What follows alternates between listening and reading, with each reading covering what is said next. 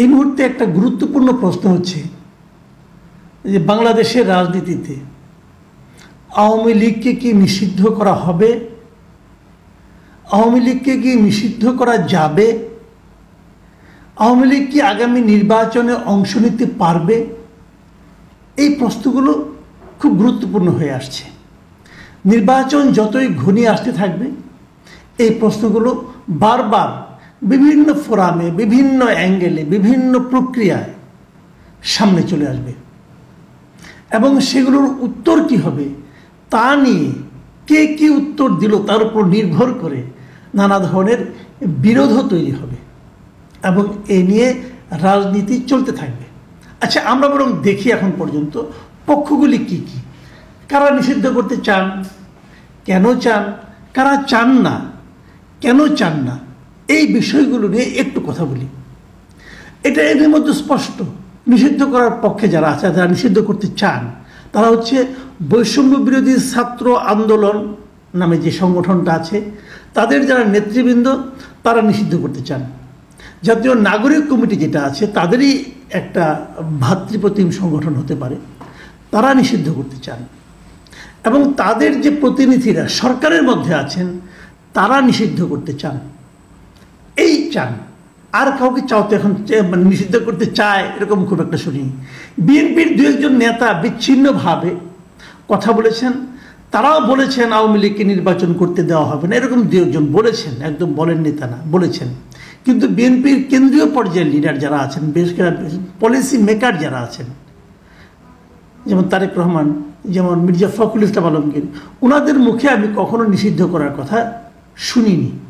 ওনারা বারবার বলেছেন যে বিএনপি একটা Democratic party, liberal Democratic party. BNP এই ডেমোক্রেসি যে নর্মসগুলো আছে সবগুলো মেনে তারা রাজনীতি করতে চায়। ও কিন্তু স্পষ্ট, কারণ এই নর্মসের মধ্যে নিষিদ্ধ করার বিষয়টা নাই। যাই হোক, এগুলো আমরা চাই। এবং তারপর কোনো পলিটিক্যাল পার্টিকে নিষিদ্ধ করা হবে কি হবে না সেটা জনগণের ব্যাপার। এখন বিএনপি এটা কেন চায় এটা তো সবাই জানে, যে এই রাজনীতিতে বিএনপির সবচেয়ে বড় প্রতিদ্বন্দ্বী হচ্ছে আওয়ামী লীগ। গত 15.5 বছর, 16 বছর ধরে বিএনপি বাংলাদেশের রাজনীতিতে সবচেয়ে বেশি অত্যাচারিত, নির্যাতিত হয়েছে আওয়ামী লীগের কাছে।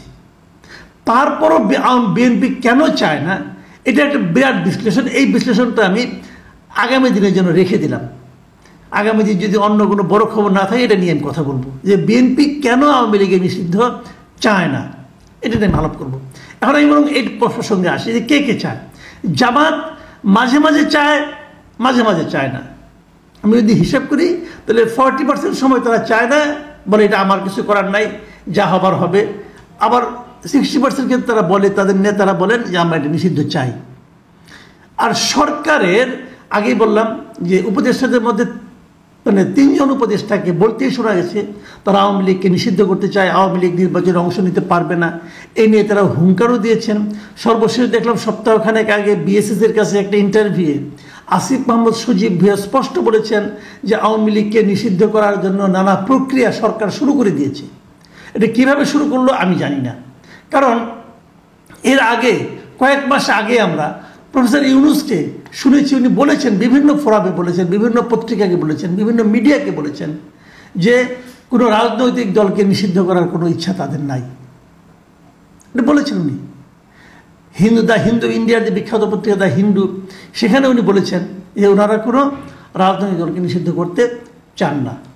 আবার বিদেশি যারা আছে, যেমন ধরেন বিভিন্ন দেশের দূতাবাসে যারা নাকি কর্মকর্তা আছেন, তারা যতবার বাংলাদেশে বিভিন্ন ফোরামে কথা বলেছেন অথবা পররাষ্ট্র মন্ত্রণালয়ে গেছেন, যে সেখানকার যারা পররাষ্ট্র মন্ত্রণালয়ে যারা পররাষ্ট্র উপদেষ্টা আছেন তাদের সঙ্গে কথা বলেছেন, সেখান থেকে বের হয়ে যখন সাংবাদিকে তাকে জিজ্ঞাসা করেছে আওয়ামী লীগের নিষিদ্ধ করার সম্পর্কে, তারা কিন্তু স্পষ্ট বলেছেন যে আমরা চাই না, আমরা চাই যে সকল দল নির্বাচনে অংশ নিক এবং সকল দল অংশ নিয়ে একটা শান্তিপূর্ণভাবে একটা ইলেকশন হোক, এটা তারা বলেছেন।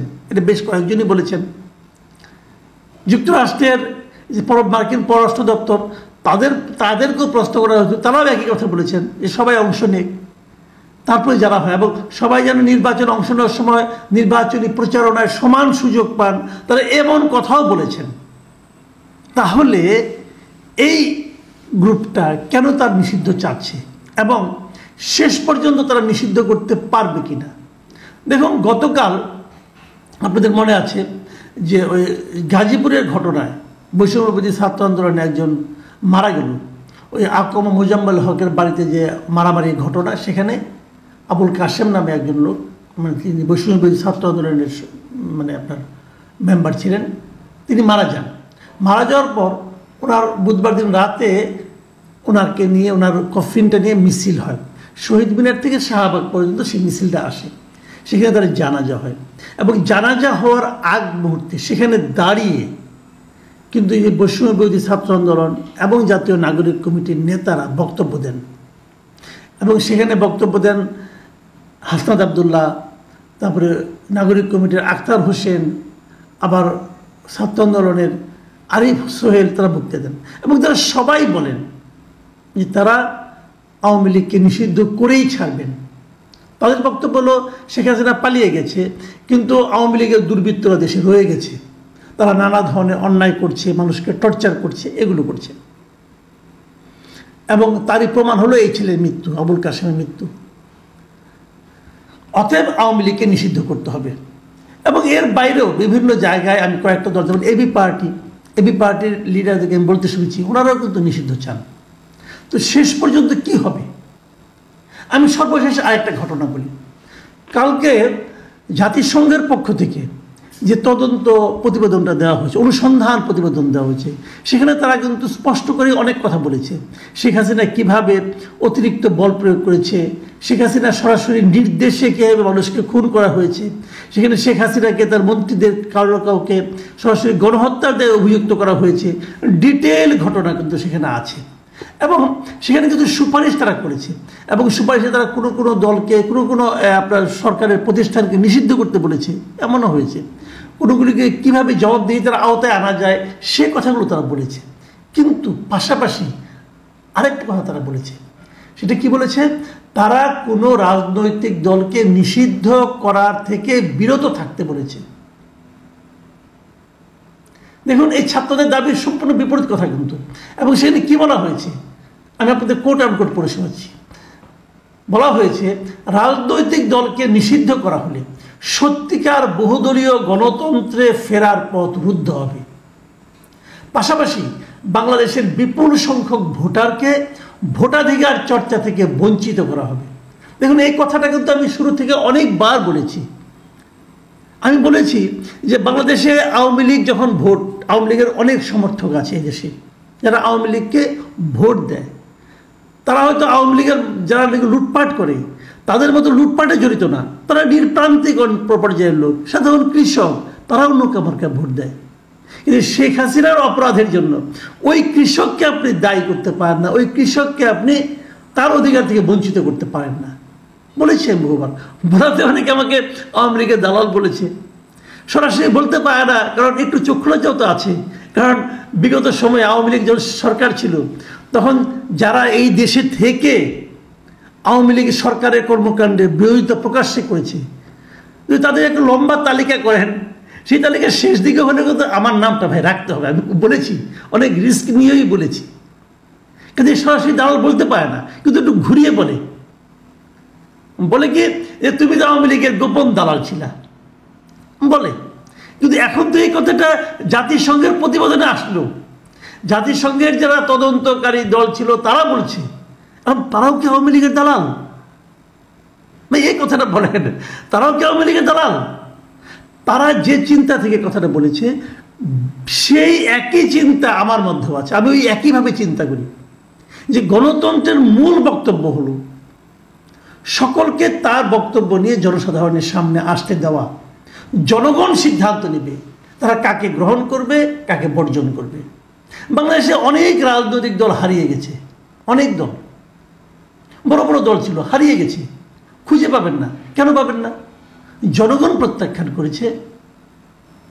অনেক আছে এখনো, আমি বলি যে এই দেশে মুজাফফর নেপ নামে একটা দল ছিল, অথবা ভাসানী নেপ নামে একটা দল ছিল, অনেকে আজকালকার জগতের ছেলেমেয়েরা হয়তো চিনবেনও না, এটা কোন দল ভাই? জনগণ এই দলকে আর গ্রহণ করেনি। মুসলিমই একটা দল ছিল যার নেতৃত্বে পাকিস্তান হয়েছিল, এত বড় দল হারিয়ে গেছে। তাকে কেউ নিষিদ্ধ করছে না? কেউ করেনি, হারিয়ে গেছে। জনগণ তাকে আর চায় না। সেভাবেই হারিয়ে যাবে যদি জনগণ না চায়। কিন্তু জনগণকে আপনি চাইতে দিবেন না, বলবেন যে আমি যা চাই তুমিও তাই চাও, তা তো হয় না রে ভাই। এই যে বিষয়টা জনগণকে বলা যে তুমি তোমার মতো চাইতে পারবে না, আমি যা চাইবো তুমি সেটা চাইবা, যেটা নাকি গত 1 জানুয়ারি 2024-এর 7ই জানুয়ারির যে নির্বাচনটা হয়েছিল, আওয়ামী লীগ কী করেছিল? আমরা বলেছিলাম যে আমি আর দামি নির্বাচন হচ্ছে।